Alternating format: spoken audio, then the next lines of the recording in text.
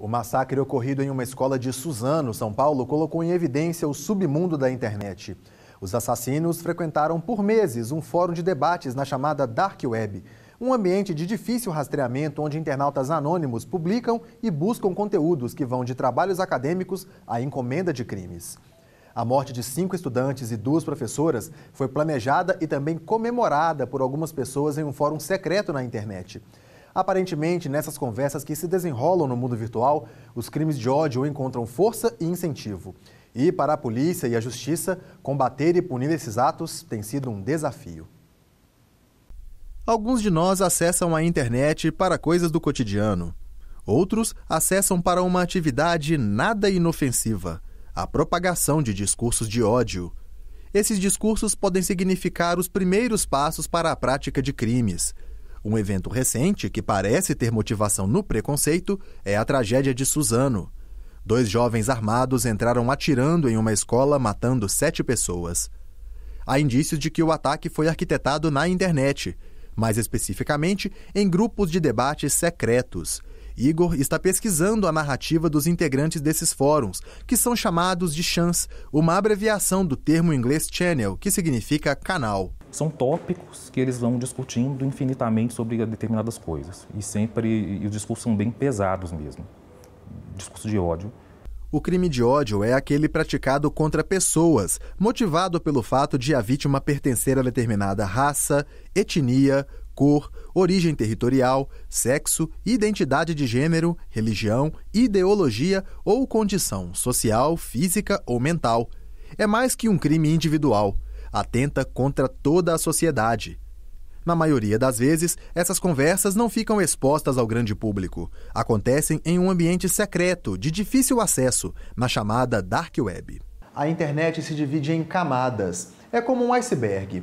A parte de fora da água, que podemos ver facilmente, é a Surface Web, a superfície. Nela estão os endereços que acessamos no dia a dia. Mais abaixo está tudo o que é protegido com login e senha ou que não pode ser encontrado através de buscadores como o Google, como, por exemplo, uma página fechada do Facebook. Esta é a Deep Web. E aí vem a Dark Web. Nela estão hospedados conteúdos muito difíceis de rastrear, com diversas camadas de encriptação. E isso é um problema para o sistema de justiça quando se trata de combater os crimes de ódio. Do ponto de vista tecnológico, existem sites, existem softwares que fazem a ocultação do IP, que é como se fosse um endereço eletrônico das máquinas em que estão sendo praticados esses crimes de ódio, a formação de quadrilha, incentivado esse tipo de discurso.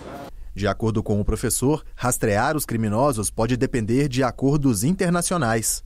Porque a maioria desses sites estão hospedados em servidores de outros países. Então, as autoridades brasileiras, muitas vezes, não conseguem chegar até a identificação da autoria desses crimes, justamente por não ter acesso a esses dados que são negados por esses outros países. A identificação dá trabalho, mas não é impossível.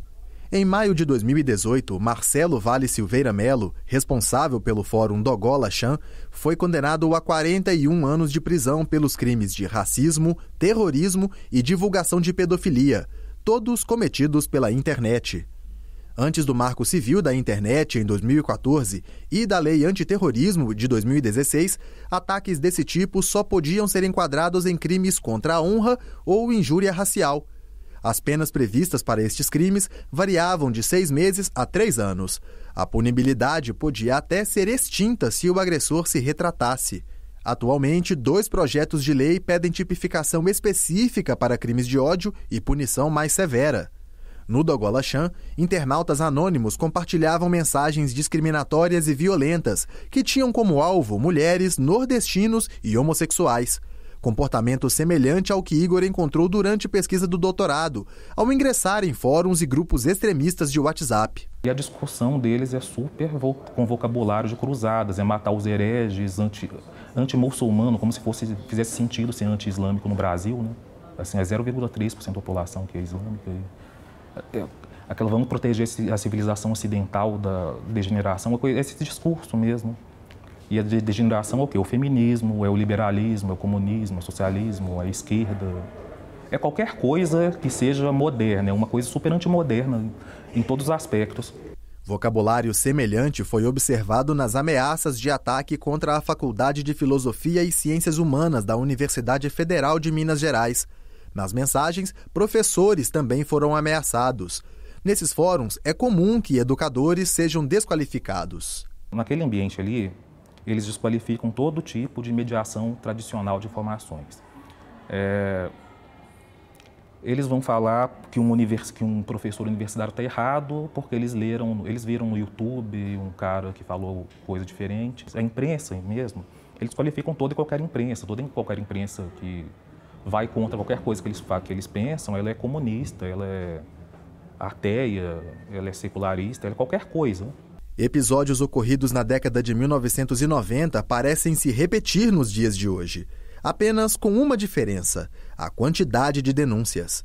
A Central Nacional de Denúncia de Crimes Cibernéticos recebeu em 2016 mais de 115 mil denúncias.